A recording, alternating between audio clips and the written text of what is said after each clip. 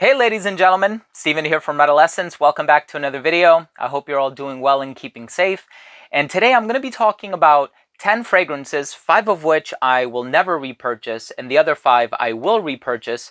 And I'm also going to explain my rationale for why I would or would not repurchase these fragrances. I'm excited to get on with this list, so make sure to stay tuned.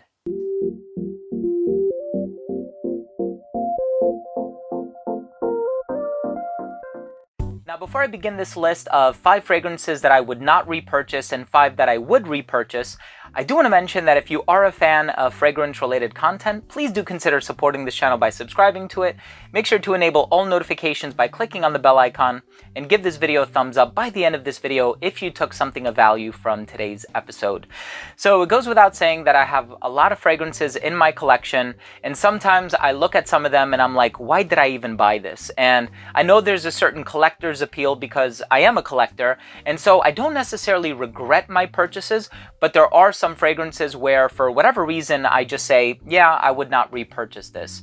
There are some, however, that I absolutely love and I will always repurchase. So let's just go ahead and dive into the list, and let's start things off with the 5 fragrances that I will not repurchase. And the first one might seem a little bit controversial, and I'll explain why. This one is actually Bleu de Chanel. Now, I love Bleu de Chanel. This is like one of my favorite fragrances. I recommend this so much. It's so classy and elegant and gentlemanly. But the thing with this fragrance, from what I've been told and from my own personal experiences, is that it has been reformulated. Now, the reason why I would not repurchase this one per se is because I actually do really like the Parfum version. And so as opposed to purchasing this one again, I'll probably just keep the empty bottle in my collection for show, and then I will also repurchase, or I will buy the Parfum version in place of this one. And so I do feel like the Parfum version fixed a lot of the longevity and performance issues of the Eau de Toilette. My bottle, however, is from when it initially came out, and so this one actually performs pretty well, which is why I'm being pretty conservative with what I have left in my bottle. But yes, don't misconstrue me saying that I would not repurchase it as equating to that I don't like it. I actually really love Bleu de Chanel. So the next fragrance that I would not repurchase for an obvious reason is by Montblanc, and it's called Explorer. So I have Explorer. I also purchased Ultra Blue, which is okay. This one, however, I do have another fragrance in my collection that it smells similar to, and that I think I actually prefer over Explorer. However, there is a pretty big price difference between, of course, Creed Aventus, which is the fragrance I was alluding to, and this one. So this might be the more sensible purchase for consumers, especially if you're trying to be a little bit more conservative with your spending. And I do think it comes pretty close to Creed Aventus, but yeah, for redundancy reasons, I probably wouldn't repurchase Montblanc Explorer, but again, I'll keep the bottle in my collection for show. The next fragrance I would not repurchase, just because I didn't really particularly love this one, is 212 Heroes by Carolina Herrera.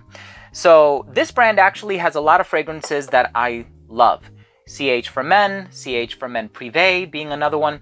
But the thing with this fragrance is that while it does look a little kitschy and gimmicky, and it's a fragrance that looks like a skateboard, and you know, my daughter loves it for obvious reasons because she's 4 years old. This fragrance, it smells good. It's probably going to get you compliments. It's very easy to wear, very accessible. However, at the same time, I don't think it's anything special. I think it's a very safe, fresh tonka bean kind of a scent.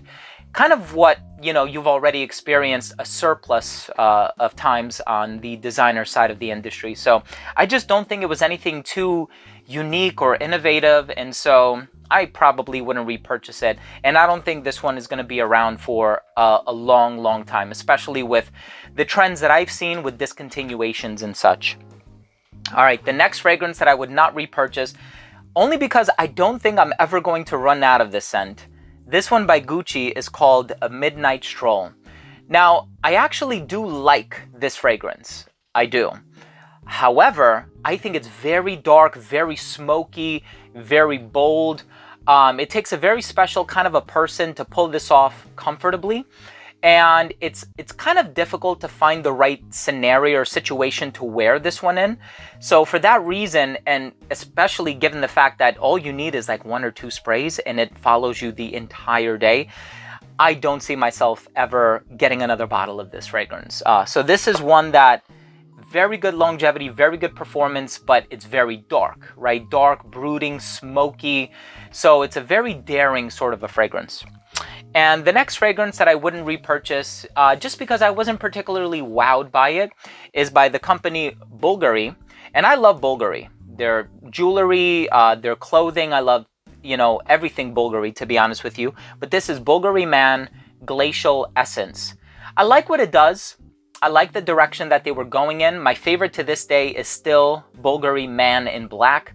Although it has a bit of a Spice Bomb by Viktor and Rolf vibe, I feel like Bulgari Man in Black is like the more sophisticated older brother of Spice Bomb. Spice Bomb is very youthful, the younger brother that likes to party and club and all that stuff. So that's my personal favorite from the Man line. This one, it's nice, but again, it didn't wow me the same way that this fragrance didn't wow me. So with that out of the way, let's go ahead and get into the other 5 fragrances. And one thing that you may have noticed is that I'm going with some unconventional selections today. I know I often talk about like my favorite fragrances of all time, and so it's quite easy to see those fragrances make the list, but I'm trying to switch things up just so you can have an idea of what other fragrances are in my collection that I may not necessarily talk about all the time. So these are fragrances that 100% I would purchase them again and again. And let me just make sure that I'm grabbing the right one. So the fragrance that I would definitely repurchase for very sentimental reasons is Bogart by Jacques Bogart. Now, this is a beautiful oak moss based fragrance. It reminds me of everything that was good about the 80s. It's very strong, very long lasting, very classy, mature, elegant, and it kind of reminds me of my grandfather on a Sunday morning, getting us all ready for church. And, he passed away last year, but this one is just very sentimental for me. And I personally love this one. And I think it's just very good quality, very high quality. And it's one that I personally still like to wear from time to time, not just to reminisce, but also to enjoy a really well-constructed fragrance. Of course, there's also Versace Dylan Blue. This one is a classic. I personally love it. It's a mature version of Dior Sauvage, if you will. It has a lot of the same ingredients, the black pepper, the ambroxan, the citrus in the opening. So that's another great one. Another one that I personally love, and there is going to be a caveat here. I would repurchase this one if I'm able to find the vintage version online and it's not crazy expensive. But even from the vantage point of me just always wanting to have this in my collection for, sentimental reasons or whatever, it's Le Male by Jean Paul Gaultier. And I personally love this fragrance. It kind of reminds me of going to the mall, in the early 2000s with my mother and smelling all of the fragrances on the shelf at Sephora. And this is one that I always gravitated towards. I loved the way that it smelled. It was a little bit on the sweet side, which is something that I wasn't necessarily getting from, Chanel's and other brands out there. But this one I really fell in love with. And of course, I love many of the flankers, including Ultramall and Essence de Parfum. But this one is really, really good. I personally love the original Le Male. And again, if I can find a vintage bottle online, I would 100% repurchase this fragrance. Even if I run out of this one, I would repurchase it just because I love the smell and it does evoke good memories for me. Now we're getting into the top 2. So again, a brand that was already discussed, Carolina Herrera. This one is CH for Men Privé. And the fact that I would repurchase this is evidenced by the fact that I have repurchased it. So this is actually my 3rd bottle. This bottle was actually sent to me by a good friend of mine in the community. His name is Dan. Thank you so much, Dan. But a sexy, sugary leather kind of a fragrance with a spicy kick to it. Awesome, daring, not super daring, but kind of a bad boy fragrance that has a fun and playful side to it as well. I really love it. And the fragrance in my number 1 spot is a fragrance that I'm going to admit, I don't wear this one as often as I should, but I smell it all the time. Every time I see the bottle sitting on my shelf, I pick it up.